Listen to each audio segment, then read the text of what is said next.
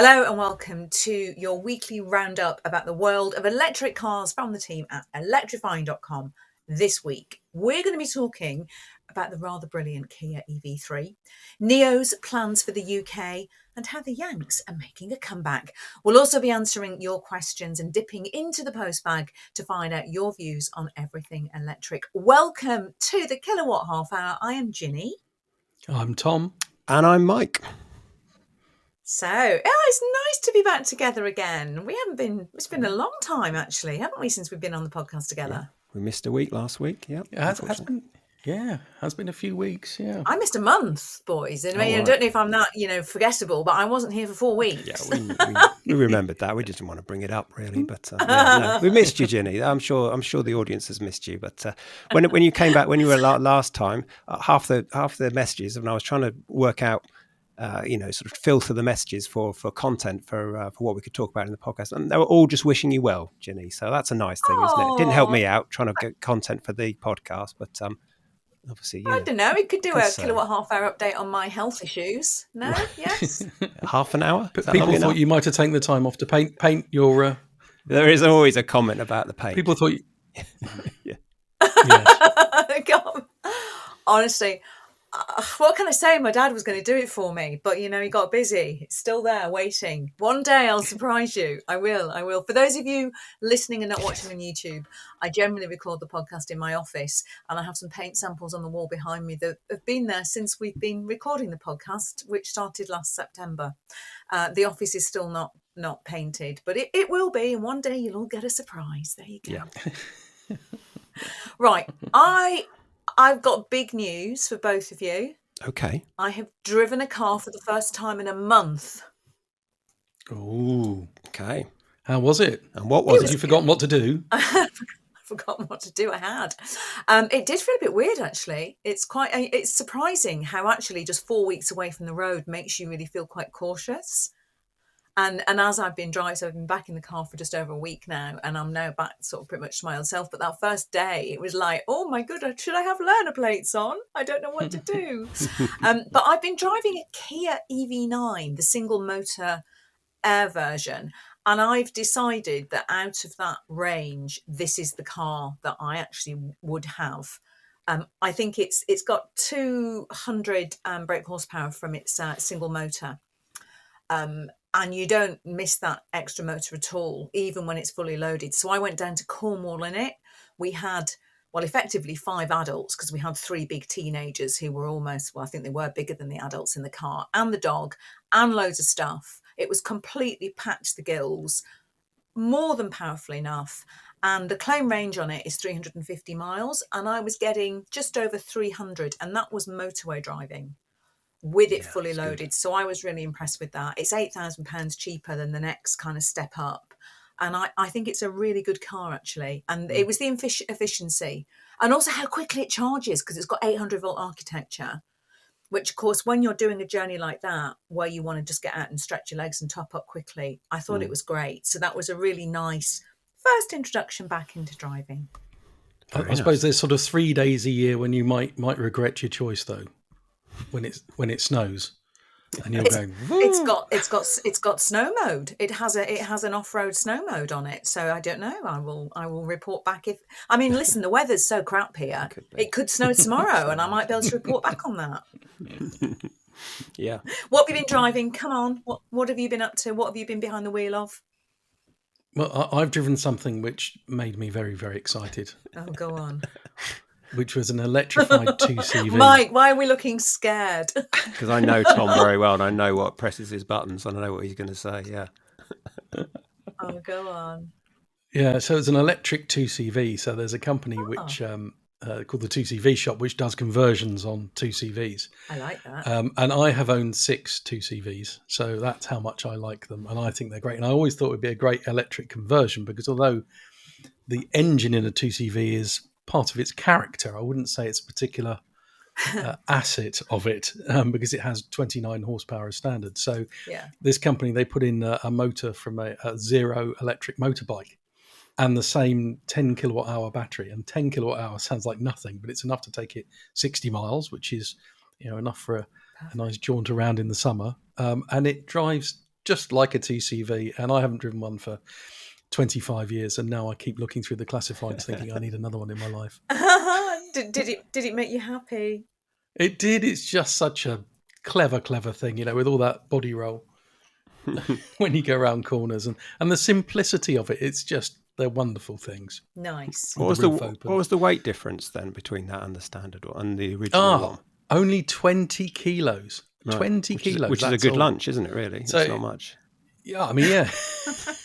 I think it weighs 680. I haven't got the specs in front of me, but it's under 700 kilos, that car. So you could pick one up and carry it away. But it's a brilliant, lovely thing. It's such a contentious area, that, isn't it? The whole classic conversion thing. I mean, it really gets people riled up, and I know some of the purists particularly hate it when it's things like a nice Porsche or cars like that have been converted, sacrilege. Yeah. I don't know, have you driven any classic conversions, Mike?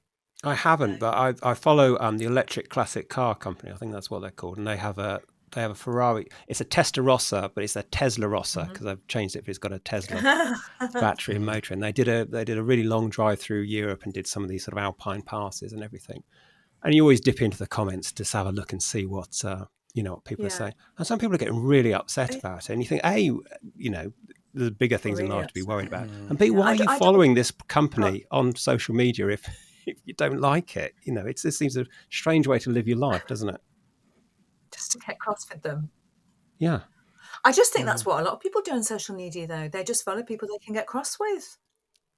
But maybe strange. it means they're really lovely to their families and their loved ones, so perhaps that's okay. I don't know. Well, the other thing that I drove on the same day, which isn't really a classic, was an old London taxi, so a TX4, which used to have a rattly old diesel marine Nissan engine, I think, in them. And there's a company which converts those and puts old Nissan Leaf batteries and motors in it. Now, that seems to make a lot more sense because you've got an old taxi which has some life left in it, presumably, and you take some battery and a motor out of a Leaf which has been crashed or whatever it is, and you put that in there, and then it makes much more sense around cities and that sort of thing. But the poor company called Clipper, I think, have come up with this rule that in London especially, taxis can only be a certain age. So once I think they get to 15 years old, you have to scrap them. You can't have 15-year-old taxis running around. They just won't get licensed. So they won't. They said in France, it's the opposite. They're absolutely happy for you to have electrified cars, and they start the age from when it's been electrified. Which is sensible, right? Which is sensible. Yeah. And they do it for vans and things, and things like wheelchair accessible buses. They're electrifying those as well because they're incredibly expensive to fit all the wheelchair lifting kit to. But the engines obviously wear out. So they refurbish them, put electric motors in them, and then send them out again with a new lease of life. It makes a lot of sense, but I don't know whether they're going to manage to change the mind of the legislators to say, look, can we have it the same way as France, that you start the age at 0 again once it's been electrified? Yeah, that seems sensible to me. It is. I think it's a really interesting area. I don't know if you guys have heard of Electrogenics. They're a really interesting company. They're in near Banbury in Oxfordshire. And I drove a Porsche 356, which had been converted to electric. And I've got to say, it was really lovely to drive, actually. I mean, I wasn't offended by it at all. But what they're doing is they're actually providing conversion kits as well. So they provide these kits that you can drop in. So there's they've got kits for Mini, Land Rover Defenders, various cars. And they're also licensing their kits, which is quite interesting. So it means you could have a go at doing it yourself at home, which I quite like the idea of. But what they've done, I drove a Defender as well that they've done, an old Defender, and they actually provide all the Defenders to Worthy Park down to Glastonbury. Okay. So the whole of Glastonbury runs off their electric Defenders. And they say actually for farmers, they're so good off-road. And the savings that they can make on fuel over the long term, it actually, when you weigh it up on balance, it's worth converting them to electric. I'm sure that's going to cue loads of interesting comments in the section below because I know it is really divisive. But I think what they're doing is brilliant, and I know it's either it's a love it or a loathe it thing, I'm sure. But yeah, no, I think they're good. I'm quite excited. I want to go in the 2CV. I'm jealous, Tom. Oh, well, maybe I'll have a word. Oh, 'Cause can we do a test with it? Yeah, and they also do Renault 4s and the old Renault 5. They convert those. Oh, I'd Wow. love to that. Oh, let's do Yes, that. let's do Okay, this. coming Yeah. soon to the Electrifying YouTube channel. Do you remember when we were first launching Electrifying? We got loads of electric cars together at a test track we used to use. And one of them was an electric Fiat 500 Yeah. and it was a nightmare to drive. And there are some very funny pictures of you, Mike, in that car.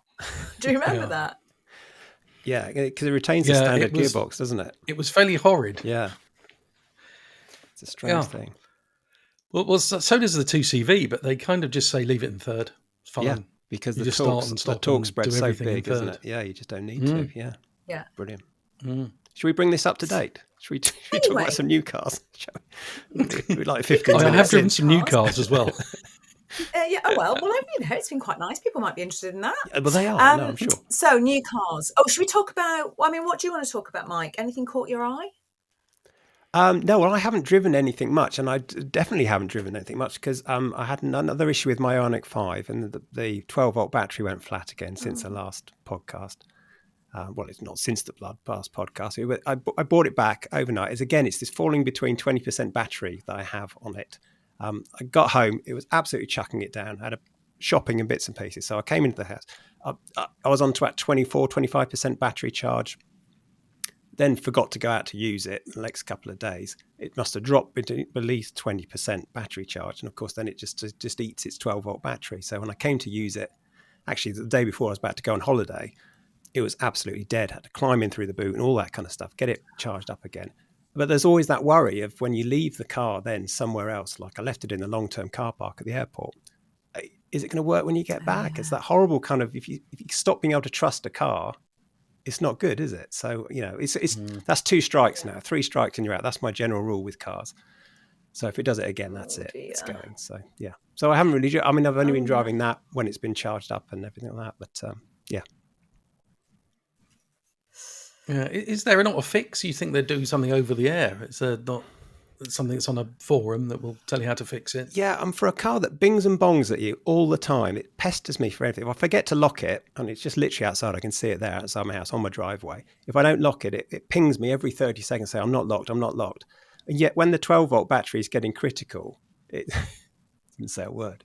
It doesn't ping me at all, other than sort of tells me it's not connected and anything like that. So it's, I believe that it's supposed to be something that's being fixed, but I've had a recall, but it's for something else. But it's frustrating. But I know people will say, don't leave it with such low battery charge, but I don't consider 20%, 50 miles, whatever it had Not low, is low, is it? I mean, 1 or 2%. I think 5% is low. Yeah, I do I as don't well. start to panic until I get to about anything less than 10. I'm not panicking at all. Yeah. For you, really, generally. No. No, I mean, especially on my Leaf, because it's 20% battery charge is that's, you need to use that most days if it's got 70 miles of range. Yeah. Shall we talk about a new car? Please. A car that we haven't driven yet? Should we talk about the Kia EV3? Yes. Yeah? What do you think? That's a good looking car. It is.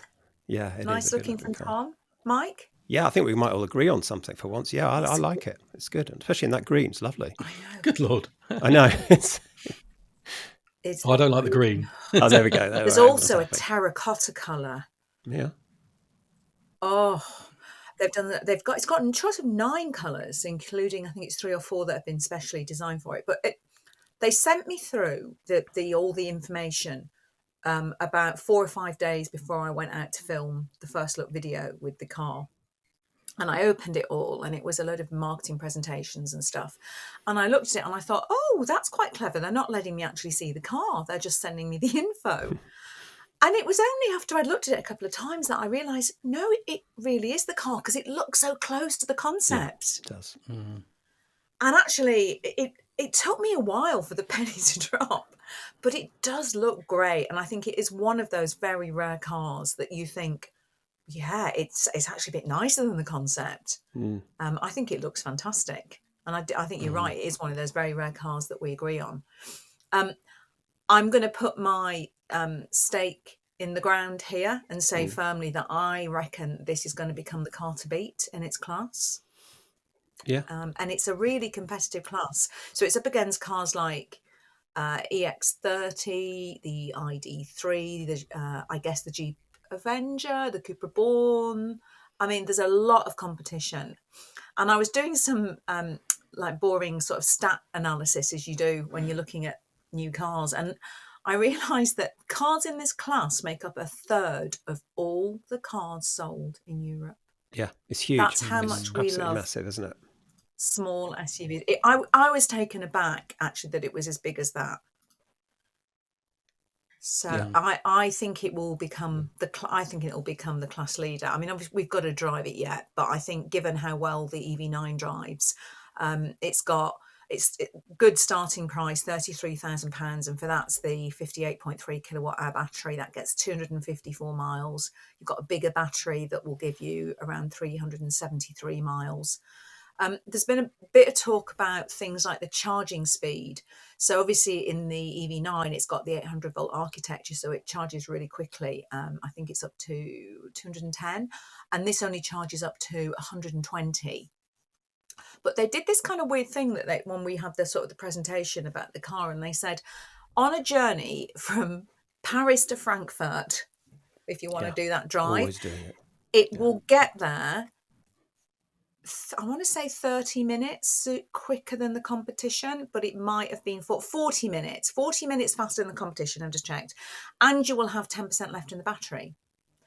And that's because they reckon that even though it's got a good charging curve, and also it's very efficient. Okay.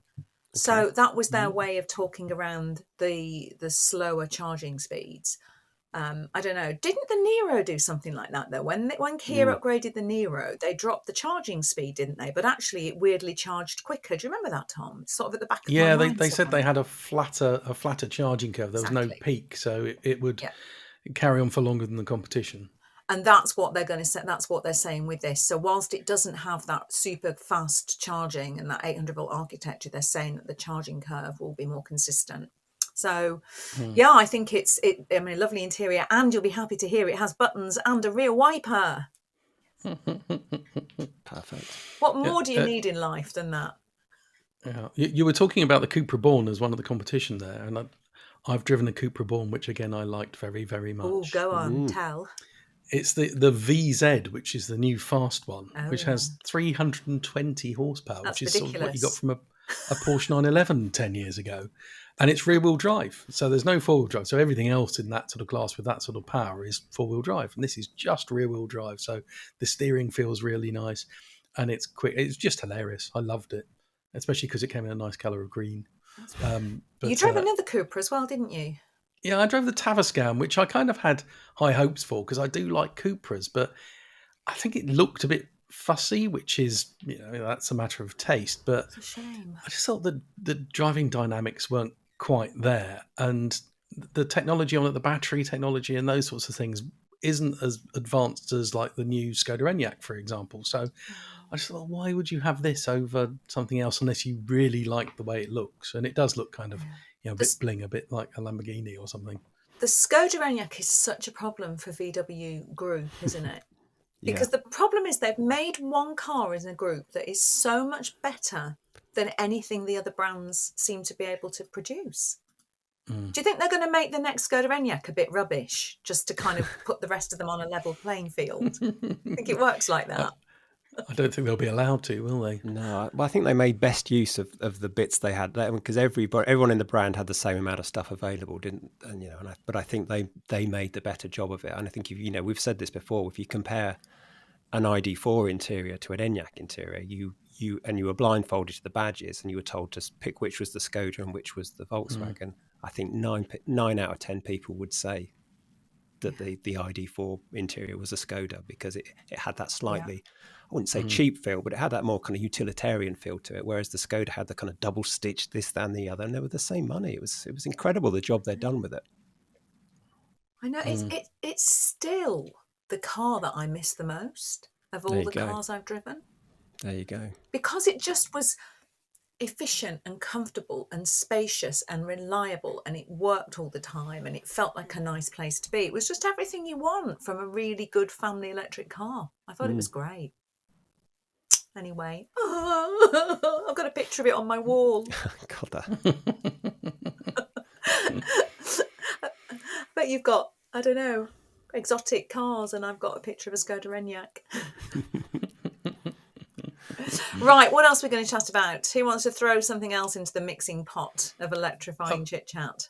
Well, I saw in the news this week that BMW have revised the 3 Series. So there's a new 3 Series, and they've dropped diesels. Can you imagine there being no 3 Series diesel? I mean, 5 years ago, you'd have gone, "You're nuts." Yeah. But and they've now got they've improved the FEV version. So the 330e now has an extra 22 miles, I think it is. But strangely, 63 miles range, which seems great from electric only. But you need to get to 70 to get a real tax benefit for a company car driver. So the Mercedes C300E does 70 miles on electric only, and therefore it's taxed at 5%. yeah. And the new BMW is still taxed at 8%, which is worth about £1,000 a year to a company car driver. So, I don't know. I mean, it's a great thing, and I'm sure it'll be lovely to drive, but I'd have the Mercedes and the £1,000 if I was a company car driver. It's interesting, the demise of diesel, isn't it, though? Because if you look, I was looking at the figures from the sales figures from 2023, and actually diesel and plug-in hybrids now, plug-in hybrids were not far behind. You know, I think diesel was like 25% down last year. It's just dropping year on year. So I guess it's a sense they're going to go where the market's going, isn't it? And the market is quite clearly moving away from diesel. But yeah, it's quite a big move from them, isn't it? Yeah. Should I tell you something that caught my eye this week? Was Neo. Mm. Yeah, they're a funny car. I mean, we've none of the three of us have driven a Neo, have we? I've not. No. No, I know none of us could go to drive it. We got the opportunity last year, and Batch went out to drive it for us, James Batchelor, and he was really impressed by it. He thought it was good. But we had Steve Fowler was out in Amsterdam for us. I think it was last week, and he was chatting to the founder of Neo, William Lee, who has said that they're going to arrive in the UK probably in 2025. They keep saying that a lot.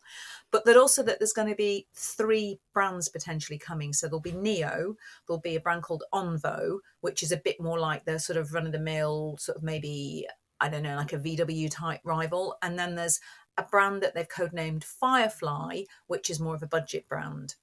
Okay. And I thought the really interesting quote, so that article, if you want to have a look at it, is over on electrifying.com. The really interesting quote for me was that he said, in China, it takes 24 months to develop a car. Any longer than that, and you're behind. And if you're not producing software updates every quarter, the user may give you up to. And it was just a real eye-opener to how quickly the Chinese market moves with producing cars. Because if you look at the European and the big traditional OEMs, 4-5 years is absolutely the norm, isn't it, on the life cycle of a car? The thought of developing a car in 2 years would send them all, running around like headless chickens. A facelift is 2 years. Yeah, basically. So yes, it's amazing. Yeah, I know. I thought that was a really sort of interesting stat. And also the other thing that stood out for me was the fact that the reason that they're struggling with getting into the UK is they're struggling with planning permission and getting locations for the battery swap sites that it needs. And it just sums the UK up, doesn't it? It's the story we hear from charge point providers all the time. They're struggling with planning permission to get the power lines in to where they need for the banks of chargers. And it's like the government needs to just kind of cut through this planning red tape to allow us to just kind of update our infrastructure in the UK. If a brand like Neo is struggling to launch here because they can't get planning permission for battery swap sites. And you can just imagine all the local councillors, can't you, going, oh, no, we can't have all those batteries there. Oh, gosh, what if they all, oh, no. Yeah. Anyway. All those disused petrol stations that become hand car washes or just graffiti strewn porta cabins, put them there. But I guess it's the amount of power they need in, because they need Mm. power into the battery swap stations, don't they? And it's all links back to this whole kind of thing that we're really bad at, which is big infrastructure planning in the UK. We're just useless at it. I don't think they need as much power as a charging station because they can charge overnight. There's batteries there being charged, and True. then that they don't need it when the user goes in and says, "I need it now." They can charge it up overnight when there's no peaks and things. I think it's much easier to do it at a charging station than it is at a normal one where you've got like Chademo or something. Anyway, yeah, I thought that was interesting, but equally, it also came in the same week when we've seen that one Chinese brand is sort of pretty much pulling out of Europe, haven't we? Was it what's Aura's parent company called? Great Wall Great Wall Motors. Motors. Yeah, Yeah. they've announced they're closing their European headquarters. So this is the brand behind Aura. 100 jobs going. They were going to expand into 3 other European countries, 3 or 4. That's stopping, and they're moving all the European operations back to China. So it's interesting. It's not as easy, I think, as some of these Chinese brands think to crack it over here, is it? No. Did you see the other one, which is Leap Motor, which is going to agreement with Stellantis? So they're Oh, going to yes, yeah. bring in cars and sell them through Citroen, Peugeot, Vauxhall dealers. Did you listen to last week's podcast, Thomas? Oh, sorry. Thomas, did you listen? No? Because Because if you had listened, you would have heard Nicola and I discussing this on last week's podcast. He's hanging his head in shame, listeners. Right, should we move on to our lovely listeners and find out what they've had to say over the last week? Yeah, absolutely. We've had a few people asking car-related questions in terms of what they should choose. We can always message us at podcast@electrifying.com if you have any kind of buying query or technical query about anything. Not necessarily whether you're having an issue with your dealer, that's a bit far down the line for us, but anything to do with sort of buying, choosing, that kind of thing, please let us know, and we'll do our best to help, and we read out the best ones on the podcast. So we had one this week, guys, from DWE9984, which I don't know, it's a rough guess. I'm pretty sure that's not their real name, but they said, I'm looking to lease an electric car. I've compared the new Skoda Enyaq 85X, BMW iX1, iX2, and the Volkswagen ID4, ID5. Now, it says the latter is always significantly cheaper when they've been looking on the leasing sites. It compared full equipment, all-wheel drive, same terms, same everything. Why would this be? Should I be worried? And should I go for the Volkswagen and save money? So, yes, what do you reckon? Well, I had a look. I'm not the leasing guru on the team. Okay, we know who that is, and that's not me. It's the person who didn't listen to last week's podcast. But I was looking at our leasing section over at electrifying.com, and I put all those parameters in. I didn't see a significant difference. So I took some screenshots that I have here, actually, when I was looking at that. So I was seeing, there was about a 20 quid difference. Okay. I didn't put the BMW in. I only did it on the Enyaq and on the ID4. And between an ID4 and an Enyaq, it was somewhere between 10 and 30 quid per month with the same, with that 2-year lease deal and the amount of mileage that that person wanted us to put in.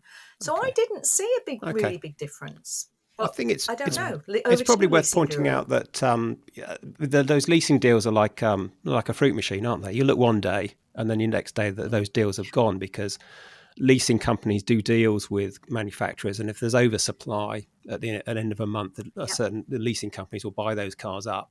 So you often get incredible deals. I mean, we've talked about this for the podcast, haven't we? We've discussed it on a Wednesday, saying what we're going to talk about on the podcast the next day with Barnard's Bargains, and then we go into it the next day, and those cars are gone, and there's suddenly that deal that we spoke about. So I think maybe DWE 9984 may have been looking at a certain deal at a certain time in a certain week, an end of a quarter, let's say, and then they're not there again. It's hard to say, isn't it? Because they do fluctuate so much, and the terms do. So it's a case where you've got to keep your eye on it. I think my answer to that would be, though, unless it is a significant difference that really Yeah, makes a difference to your budget. If it's not, I would, if you could, I would go the bit extra and go for the Enyaq for all the reasons that we've already discussed earlier on this podcast. I don't know. What do you think, Tom? Yeah, I think that also it hasn't there been a model year changeover on those cars, so yes, that the Skoda might be the newer car with the better battery and the other improvements, whereas the that's Volkswagen could have been very an old one true. they had hanging around in stock. Very true. And I'd always go for the newer one if I could, because it's going to have more range and it's going to be Mm. generally better. I think I agree that I'd rather have either of those two than the BMW, though, because you didn't really like the iX2, did you, Ginny? The Well, iX1, I didn't not love quite the it. same car as a. I just didn't think it. I didn't think it drove that well personally, and I also didn't really love how it looked. And there wasn't a lot of room in the back seats. But other than that, it was great. Mm. Right, should we talk about dealers? Because Mm-hmm. I asked everyone to. We were getting people were having a moan about dealers, and it's Mm. dead easy, isn't it, to moan about stuff in life? So I thought, let's put some positivity into the Kilowatt Half Hour. Who are the good dealers out there who deserve a name check and a shout out because they're doing a great job? So, do you want to take one each? We've got 3 here that were Yeah, sent in. Shall I do the first one? go for it. Mm-hmm. Simon Whitcomb. Hello, Simon. Thank you so much for nominating Howard's MG of Yeovil. So Simon says Howard's MG of Yeovil were fantastic explaining the world of EVs. With petrol hybrid and fully electric, they didn't push any powertrain either. They just gave you the facts, no pressure test drives, and they let you decide. Once you've driven an EV, then you don't need to sell one. They sell themselves. That's the beauty of having an MG dealer in your town. There So you go. great. Well done to Howard's MG of Yeovil. Hats off to Howard's MG. Yeah. Shall I do the next one? Yeah, Go you for it. take, yeah, And so Andy Robinson, also an MG dealer, he's bigging up here. So Maple Garage in Hull, where I bought my first EV, an MG ZS. Never questioned me about why or pointed me towards anything else. What I like most was they just sold it to me as just a car. My car is now a Renault Megane E-Tech from Bristol Street Motors in York. Same thing. I went in for that E-Tech and they sold me an E-Tech. brilliant. That's just what you want, isn't it? You don't want people Mm, saying, "Oh, are you sure? No, electric, really?" Because I think mm. that's sort of what we were saying last Mm. week. Brilliant. Okay, Mike, do you want to Okay, take our yeah. third fantastic dealer?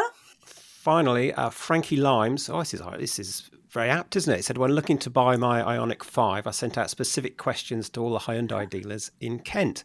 I mean, generally speaking, if you're emailing and sending questions to retailers, you don't really expect anything back, do you? But anyway, the responses were so varied and polarised from good to bad. The winner was Marshall's in Maidstone. The sales lady was the only response to answer all the questions. And of course, she got the order. So there you go. I mean, it's not difficult, is it? You can put the effort in, get people some answers, and if you've already built that relationship up, sometimes it's as easy as that.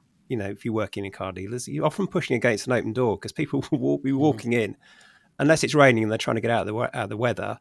Generally speaking, people are walking into car dealerships because they want to buy something. And I don't know about you, I quite enjoy being sold, not hard sell, but I Yeah. quite enjoy the kind of process of being, I'm not saying schmooze, but it's kind of somebody doing their job properly and knowing about the product, and it makes you feel good and it makes you more inclined to buy it. It doesn't matter what you're buying. If you're buying a microwave or a car, it's you want someone who's got knowledge of the product.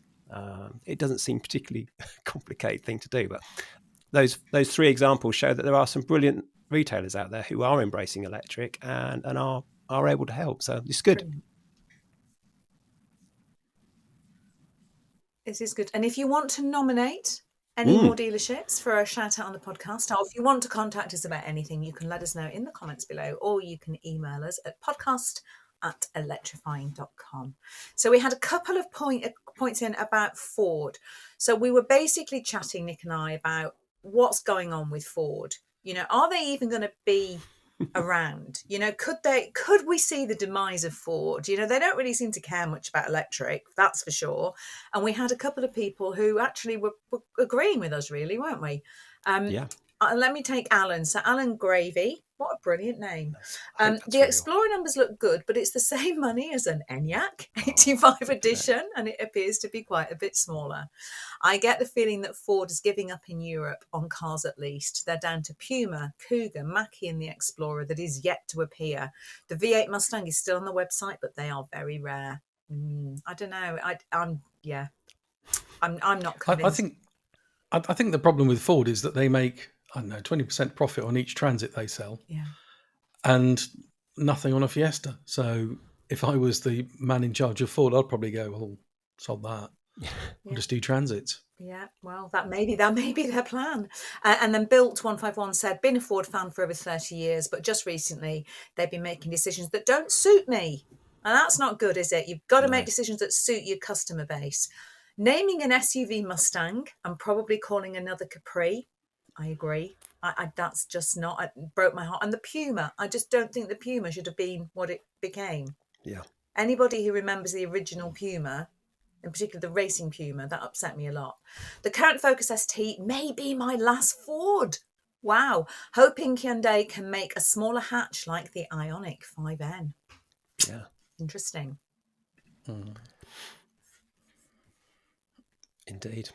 And Are you going to talk about cable storage, Ginny? do you want me to It's your talk about favourite cable subject, storage, isn't Mike? it? Do you want to cover cable I'll storage? cover it, obviously, because obviously I listened to your podcast last week in its entirety and a few more times just to make sure I hadn't missed anything. But I believe you spoke about cable storage at some point, maybe in one of the reviews. And I agree with this. Flying Twiglet says, yes, at last someone has pointed out that cables in the boot subfloor is a silly place to keep them. Yeah, on the Ioniq 5, they're in two places. Because I've got the all-wheel drive Ioniq 5, the frunk is basically big enough for a sandwich and not much else. So you can literally get one cable in. And I always forget which end is which. I've either got the granny charger or the Type 2 cable, and I always go to the wrong one. But the rear ones are obviously underneath the boot floor. And when I went up north a couple of weeks ago, I had to take half the stuff out of the boot to get to the Type 2 cable that was in there. But yes, Flying Twiglet agrees. So last someone's pointed out that cables in the boot are a silly place to be. Yes, fast chargers do have cables, but if you end up somewhere that doesn't, supermarket, for example, you do have to empty the load to lift it up. Forward planning can avoid this, but I do think manufacturers should think of a home that isn't dependent on an empty boot, frunk, or underneath the driver's seat. Well, I hadn't thought about that. But yeah, so anyway, someone agrees with you from what you said last week. I think, I think we were saying, I was basically saying, is it such a big deal? Oh, okay. Does it really matter? Yes, I've never had any problem. And I also tend to charge at rapid charges all the time when I'm away from home because I'm bad like that. So that's, Flying Twiglet has made a good point, and one that, yes, I should pay more attention to those people who want to use AC charging. There you go. And does that lead us into our final comment really nicely, which is from... Well, just... go on. Just on the boot floor thing, it's just that on the Lexus RZ, which I had for a few weeks not that long ago, they had space for the cables underneath the boot floor, but you had to properly wrap it up in a certain way, That drives me mad. Yeah. and like put the Velcro around in order for it to fit in that space. And it's a bit like trying to get a tent back in the bag after you've used it for the first time. It's absolutely impossible. So the boot floor was always kind of riding up, and that really irritated me. Just give me a little more space. Yeah. And I'll be really honest as well. I don't even put my cables back in the place they're meant to be put. I just shove it in the boot. Terrible. Do you? Don't you just shove it in the boot? No. They're shaking their heads at me like that's a weird thing. Come on, listen, support me. Does anybody else who drives an electric car bother to fold their cable up and put it back neatly in the place that it's been made to keep, or do you just shove it in the boot? Because it's Let filthy us know as in well. the comments below. This is the thing, yeah. Okay. Yeah. Be interested to see what everybody says. The boots for filthy stuff. The boots for wellies and muddy, filthy stuff. No? Okay, just me then. Should we end on World of Cars? The comment from World of Cars. Let's do it. Which is a really good one. Why aren't charging rates advertised like petrol prices at charging and multi-fuel forecourts, especially those with a mix of charging suppliers? I saw prices of 49 pence per kilowatt for off-peak open Tesla superchargers, right up to other suppliers' fast chargers at 79 pence per kilowatt. Why is there no regulation yet on charging prices? And the answer to that one is there is regulation coming in November. So from November, there is a whole load of legislation coming in about reliability of chargers and things like displaying pricing. And they are either going to have it displayed on the actual charger, but I think they can also do it on an app and get out of it that way. Because I think the challenge is that with chargers being in such often remote locations where there isn't anybody there, they're saying it's hard for them to be able to update dynamic pricing like that.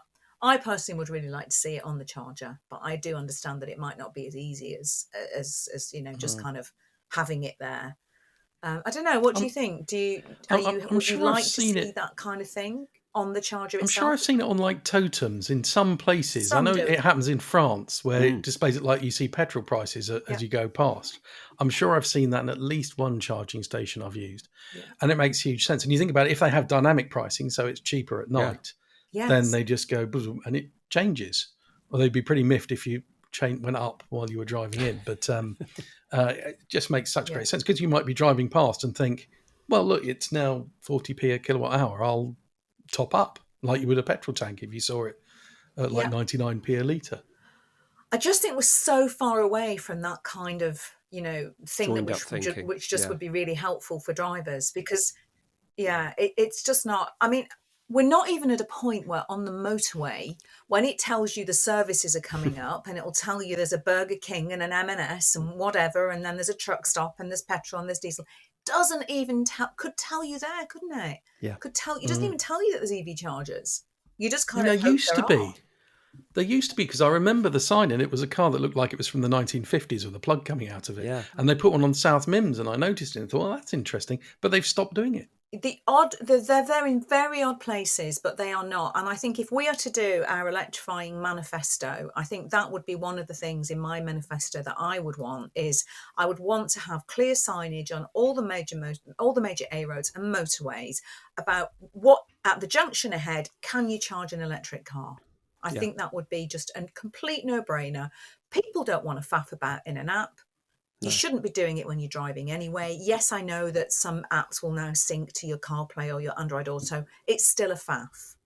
Yeah. There. There's an election coming up, Ginny. You could stand. Yeah, that could be your actual manifesto. You've got a lot of spare time. Really? Yeah. Yeah. Let's know in the comments if you'd vote for Ginny. Oh, I can't think of anything worse. Nobody would vote for me. I wouldn't want them to vote for me. I can imagine being a politician. It'd be awful. That's what make you a good politician if you don't want to do it.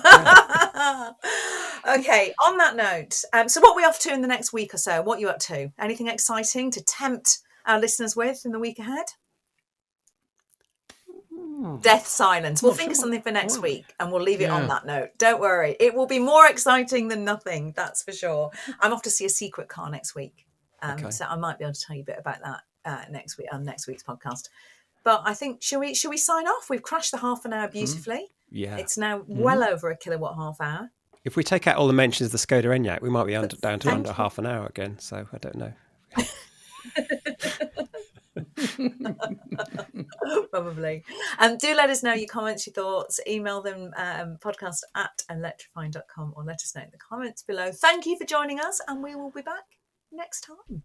Thank you. Bye. Bye. Bye.